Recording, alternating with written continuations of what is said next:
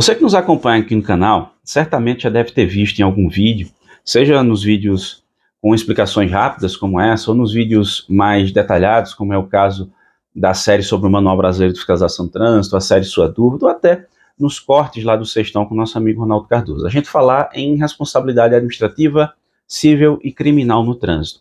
Para quem não está habituado, são expressões que podem parecer estranhas, então a gente vai comentar um pouco sobre isso, trazer exemplos para você compreender melhor essas questões. Então, é possível que uma pessoa seja responsabilizada, tanto administrativamente, quanto a responsabilidade civil ou criminal no trânsito, a depender do que ela tiver praticado. A mais comum vai ser a responsabilidade administrativa, ou seja, é uma punição que pode ser aplicada por um órgão da administração pública, a exemplo do próprio órgão de trânsito, a exemplo de uma infração de trânsito. Então, imagine que você, condutor, avançou o sinal vermelho do semáforo. Perceba, ao avançar o sinal vermelho do semáforo, você descumpre uma regra de trânsito e você coloca em risco a segurança viária. Para pessoas que fazem isso, a lei prevê uma consequência, que é uma responsabilidade administrativa, ou seja, uma infração de trânsito. É claro que essa responsabilidade ela não é atribuída de forma automática. O cara avançou o sinal vermelho, vamos punir esse cara, vamos jogar ponto no prontuário dele, vamos cobrar um valor na multa, o valor de uma multa no veículo dele, porque ele avançou o sinal vermelho do semáforo. Ele deve ser punido, mas para que ele seja punido realmente, é preciso respeitar algumas regras, né, garantias constitucionais, como, por exemplo, o devido processo legal, direito ao contraditório e ampla defesa. Então, você tem direito à defesa, você tem direito a recursos, você tem direito a se manifestar no processo administrativo. Se nas decisões ao longo desse processo elas não te forem favoráveis, o processo acabou, então aí sim se atribui essa responsabilidade administrativa a você, que no meu exemplo foi um registro de pontuação, 7 pontos no seu prontuário e uma multa de R$ 293,47. Existem outras formas de se responsabilizar a pessoa, como por exemplo, punições mais severas, como a suspensão do direito de dirigir ou mesmo a cassação da CNH. Então são exemplos de responsabilidades administrativas que são atribuídas a um condutor quando ele pratica algum tipo de irregularidade no trânsito. Também temos a chamada responsabilidade civil, que é o dever de indenizar, o dever de reparar um dano causado.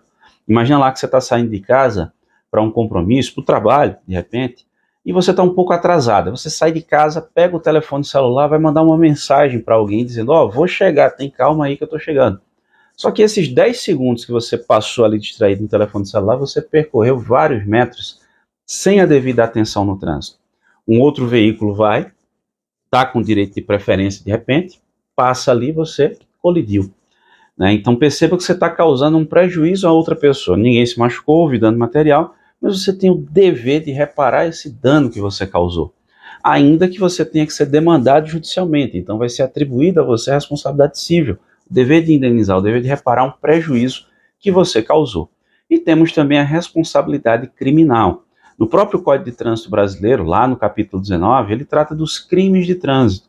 E nós temos 11 crimes em espécie, homicídio culposo na direção do veículo automotor, lesão corporal culposa na direção do veículo automotor, omissão de socorro, fugir da responsabilidade civil ou criminal que lhe possa ser atribuída, embriaguez ao volante, violar a suspensão do direito de dirigir, promover na via competição não autorizada, disputar corrida, né, não autorizada, que seria a questão do famoso racha.